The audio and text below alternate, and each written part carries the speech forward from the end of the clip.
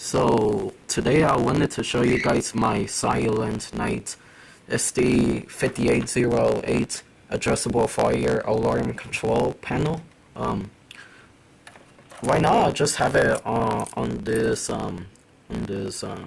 whatever it's called, but I just have it here. Um, yeah, and right here I just have my Silent Night adjustable pull station.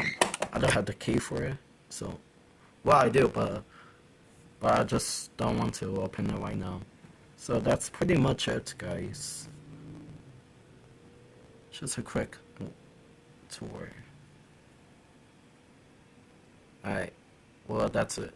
Well, thank you for watching.